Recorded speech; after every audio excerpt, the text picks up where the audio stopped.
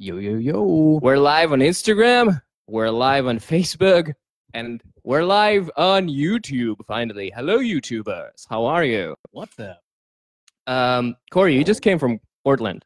Yep, I did. How was it? It was pretty awesome. It's like winter up there, actually. They only get summer and they only get winter. Summer lasts about 1 week. Did you get to meet Stannis Baratheon? Yeah, he's a jerk, but he gave me a beer. Dude, I hate those new HBO commercials. They show that Eye of the Dragon momentarily, that the Game of Thrones next season is coming in, and then they just like block out. That's not cool. That's called teasing. It's not fun. But yeah, so a lot of things have been going up. We are taking a slight break from our podcast. We just reached 50th episode very recently, about a couple of weeks ago. And we're just taking some room to breathe in and breathe out. And hopefully we'll get back on track and get back into action. But there's a lot of really interesting research that I've been doing in these last 2 weeks, and they pertain to food processing, satiety, and a lot of different things. And I'm coming to some interesting conclusions. I think you should do an interview with me, like an interview me. Okay, so what is the most in the past week I've been gone? What's the study that has been like really a bug in your head? What's going on? Okay, so the study that has really been bugging me is, you remember that one rodent study in which all they changed was the texture? Yeah. And that had a drastic impact on how the rodents turned out to be. Mm-hmm. So it seems there's a similar sort of effect that starts happening to human beings under different textural conditions. So by this, I mean, if you hydrolyze a certain macronutrient, strip down its defenses or its structure, then what you're left with is basically something that may have the chances to forego all sorts of satiety mechanisms in your body. Meaning that, for example, they took protein. And here's a bit of a concern here with a lot of people who lead with protein when it comes to satiety. So one thing about protein that hasn't happened in the last 50 to 100 years is it hasn't been stripped down of its structure. A lot of the times when people say a high protein diet, they usually say something in the lines of high steak, for example, or if you're a vegan, you're probably going to say nuts have high amount of protein in them. So, but what happens when you take down that structure? So they did a study in which they just basically liquefied high protein foods. Like they took cheese and they turned it into milk. And then they took some carbohydrate sources. They took watermelon and they turned watermelon into watermelon juice. Mm-hmm. And then they took a fatty sources. Uh-oh. And we're pausing on Instagram. There it is. We're back. Okay, are you connected to the Wi-Fi? I'm connected to something. Okay, whatever. Let's go on with it. So then they took the fatty sources and they did the same thing. They took coconut meat and they liquefied it. So what they noticed is that when they took a bunch of subjects, obese and lean people, and they, for one day, they would give them solid food instead of the liquid food. And so they basically interchanged the two during this 2 different days or 3 different days. So what they found out is that in the beverage group, they had a way lower satiety response and their overall energy intake increased. So, and then I started to delve more into some of the other scientific literatures, and I started to see more evidence on that. That if you start to turn something into a liquid, then there is a reduced compensatory response, meaning that it seems to ignore satiety. So even in protein, for example, if you strip it down, and there was this one study in which they use caseinoaminopeptide, CMP is what they call it, and that was given to subjects as well, and they noticed there was no change in appetite. It basically went fully undetected. So this makes you question what's going on, because a lot of studies that have been done in protein, like I was mentioning a little bit before, have been done basically comparing steak versus a liquid form of carb or a different form of carb.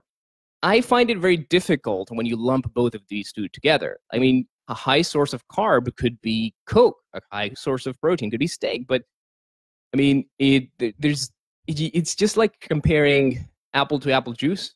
No, more like apple to orange juice. Mm-hmm. Yeah. So that, I think, is a bit of a problem. So the bottom line is, once you start stripping down the structure of a certain food, you lose its satiety component. Yeah. So this brings an interesting challenge then, because a lot of foods that we eat on a regular basis that have been fully processed are stripped down of their structure. A lot of foods that would make a rheologist proud, a food scientist who is focused primarily on the flow of the liquid, is going to be eliciting a weaker response. Mm-hmm. So, for example, this could be in the form of sauces. This could be in the form of low viscosity fluids, drinks. So there's just more and more evidence coming in that if you put calories in those, then it's not a good recipe for success. So one of the things that I would like to see is, once knowing these certain tweaks that I'm mentioning over here, these different food forms, once we hold those into account, how does this affect the empirical data that we've accumulated in the last 50, 60 years? Yeah, it's really interesting. So what you're basically saying in a nutshell is that if we take something that does have otherwise like high energy or like something that would make you feel full, and liquefy it and destroy its structure completely, it passes through, it skips all the gate checks in the body for satiety signaling. Bingo. And so once you start accommodating for those things, you start to realize that a lot of people overconsume food before they even realize it.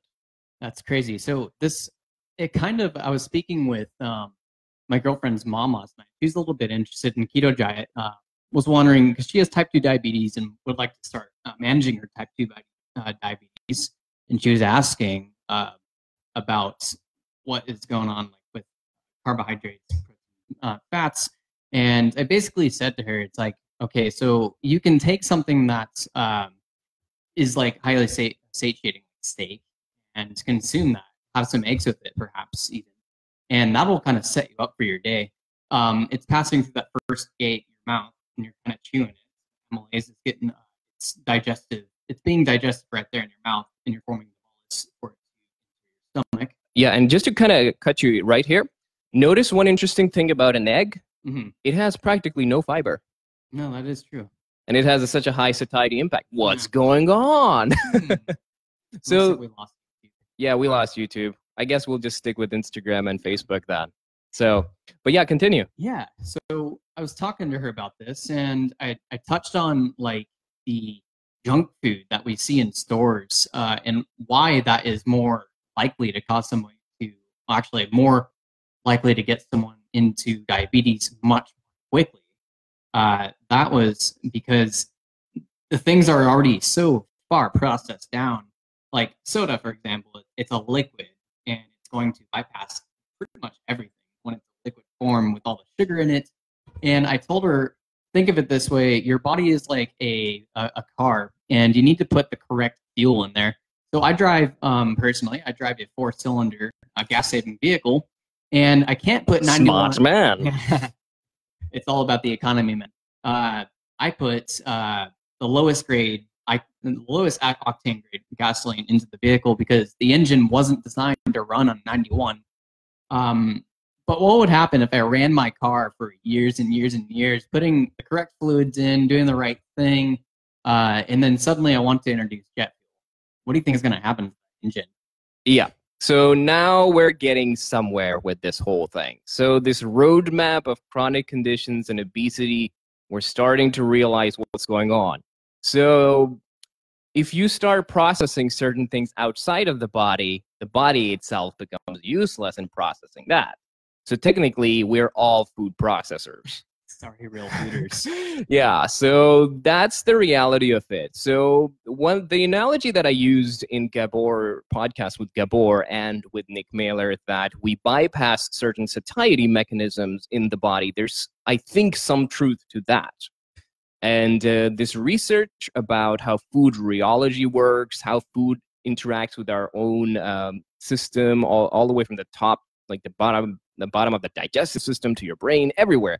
There's just a lot of interactions that are going on. There are a lot of plugs you can turn in. And you know, one thing interesting, going back to that one study that I talked about in which they liquefied protein, carbs, and fats. And so they also know there's one thing that needs to be noticed here is that they used cheese, which is a much more processed version of milk. Yes. And it had a higher compensatory response, meaning that there were less calories taken when the cheese was consumed compared to milk, for example. And they actually balanced out everything, meaning that when they said, okay, eat some cheese, here, have some water, because milk has more water. Yes, yes. So they tried to match it as much as possible to the other form of food. So they're trying to get volume correct, as volume and nutrient ratio correct. Yes. Yeah. The only confounder they were trying to get was the rheology of the food. Yes. Meaning the flow of it. So this is very interesting. And I've also been studying a lot more about nuts as well. And the particle size has something to say about when it comes to absorption of nutrients, and at the same time also so there's a lot of tweaks that are going on. My brain's all over the place because I just showed you before the stream, there was about 100 papers in front of me. Yeah. So with nuts, it's interesting because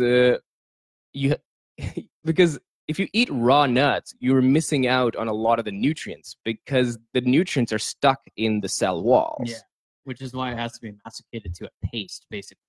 Yep, exactly. So, but there's only so much particle size you can obtain when you masticate nuts. Exactly. Yeah. You cannot process it so much that it is going to be really pasty thin like most of the peanut butters that you get. Yeah. So now you're starting to see how these kind of interactions are working. So when you go down to like a super fine grind of a peanut butter, you get more absorption of nutrients, but you're also taking in a lot more calories. And I'm wondering, so here's a thought. When we do outer processing to our foods, so making a peanut butter and eating it versus eating a handful of peanuts whole, you're increasing the surface area of the peanut by smashing it to smithereens.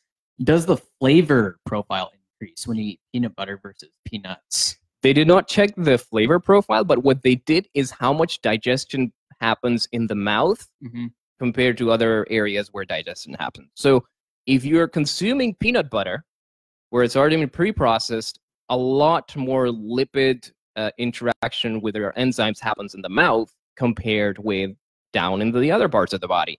So that's a really interesting point you brought up there. But flavor profile, they did not check for that. But there's one thing we've also anecdotally observed that, now there's no science to it, but if you just open up a bag of peanuts, you can crunch on them till the end of the day. Yeah. But if you eat just the bland peanut butter as is, it's gross as hell. Yeah, and it also gets stuck to the roof of your mouth, and then suddenly you need to chase it with something like milk. Yeah. So this is some interesting ways how nuts can interact. Now, here's my concern now. So since we're a food company and we have to think about this, the big problem I have is wheat and some of the refined carbohydrates. They have been depleted of nutrients and their structure.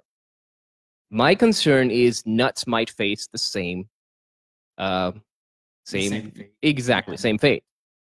So hopefully we don't do that. And another thing that this is my hunch here, that if you process peanuts or any of these nuts to such a high extent, you reduce the granular size to a very small amount. We know that with chocolate, they're under about 30 micrometers. Yeah. You basically don't even feel the flow of the liquid, of the solid. It's technically still a granular solid.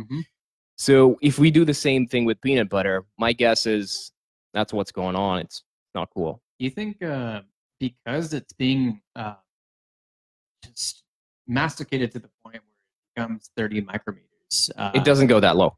Yeah, but you get what I mean here. When you masticate it so much, would it lose its nutritional value because nutrients are being exposed to more oxidation, and possibly light damage or whatever? What do you think of that? You know what's interesting is they actually did a study with the number of chews. Like kind of like the lollipop commercials. They did a study in which they chewed almonds for Yeah. 10 chews versus 25 chews versus 40 chews. That must have been a fun study. God, it was a. I would have imagined when the researchers were doing that, I would not have been able to keep a straight face when I was doing that research. Can you imagine, like, one? Dude, you did 41 chews. Back off. But no, it was really interesting. I mean, the overall energy intake is not affected by the number of chews. Okay. The gut hormones were not really affected by not in a significant way by the number of chews. However, I think what was affected was the amount of fat lipid absorption. Oh. Like there were slightly little things here and there that were going on, but it wasn't so significant that people need to start counting their chews. Yeah, that's crazy. Yeah, that would be insane. You don't need to. Okay, can you imagine just going to the grocery store, buying some peanuts or any of those nuts, and be like, I cannot chew this more than 20 times. But if you are definitely totally insane, the less chews you do, it can potentially contribute to fat loss. Don't do it. It's pointless. It's useless. And that the reason is because you won't be absorbing anything really. It's kind of like if you just chew twice the almonds, you're only taking in a huge chunks of it. You're swallowing some rocks. Yeah, and I'm not gonna go beyond this because they did some fecal analysis on those subjects too. So we'll keep that for not this conversation. Yeah. But it's really interesting how nuts work. And a lot of people have the calories for nuts totally wrong. And so processing is a double-edged sword. It can be good in certain ways. Like, for example, with cheese, I think, based on that study, has a higher satiety response compared to pure milk. But in other cases, it reduces the satiety response. Especially when you start isolating away single macronutrients. Now, what I've been alluding for the past 6 months, and we've been having this conversation, is as a food company, we need to bring back the structure of the food. Yes. You're tearing down the defenses. And if you start realizing that nothing in this planet wants to be eaten, you start to realize that that's the kind of environment that we were evolved in. Yeah. So everything has some sort of defenses to it. And once you take those down, you're left with something that may taste good, but it may not be that great for you. Really interesting. Yeah. So when you next go to your shopping grocery store, think of it as a morgue of dead animals and plants. The graveyard. Yeah, it's a graveyard. And we're all talking about polishing nails and talking about the next customer when it's actually a graveyard. That's pretty wild. That's pretty dark. You guys go to graveyards and laugh about it. Wow. Humans are ridiculous.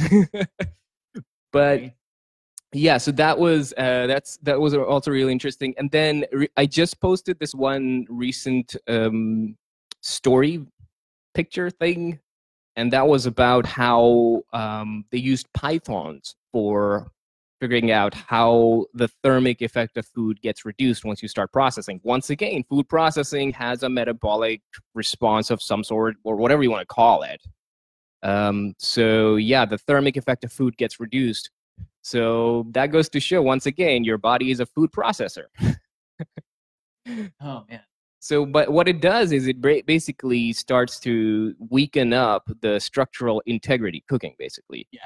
And they did a full analysis of what happens at what temperature and so forth. So you guys can look at that paper yourself. Go behind the abstract, and you'll get some interesting information on this. Keto Curly Girl 91 says, "Thanks, guys. I gotta go. You're amazing. Bye. Bye-bye. Thanks for joining. Thank you for joining us." So these have been some of the newer studies that we've been looking at. Could we talk about something else? We've kind of knocked in 20 minutes. Yeah, we put in some good stuff. So yeah, there's a lot I could talk about, but I think I'm going to keep it for some other live stream. But for now, guys and gals, we are back on Amazon Prime. So go check out our energy pods. Buy the hell out of them. The way you use them for your goals is to eat them with a source of protein. I'm not going to say eat it with protein anymore. That's not the terminology I'm going to use. With a source of protein, a satiating source of protein. Let's revisit these terminologies now. So eat it with steak. Eat it with foods that fill you up. The energy pods do the same exact thing. Basically, yeah. Yeah, I like to refer to our energy pods hunger smashers. They kind of like, it's especially a lifesaver if you're on the road and you really don't want to drop $10 for 2 ounces of nuts. You just grab an energy pod. Dude, nuts are expensive. And they're pretty inefficient at digestion.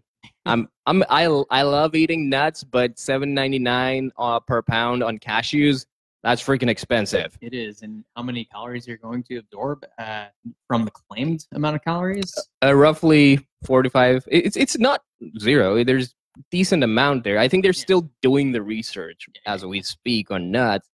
But this kind of answers the question when people were starting to eat a lot of nuts and they weren't gaining weight on it. So what was going on? So one of the hypotheses was that your energy expenditure goes up, your compensatory mechanisms kick in, which may be true as well. So it could be a combination of both energy expenditure going up, ramping up because you're eating nuts and the signaling is going on. Oh, snap. We need to ramp up the energy out. It happens with MCT oil. So it potentially also happens with nuts as well.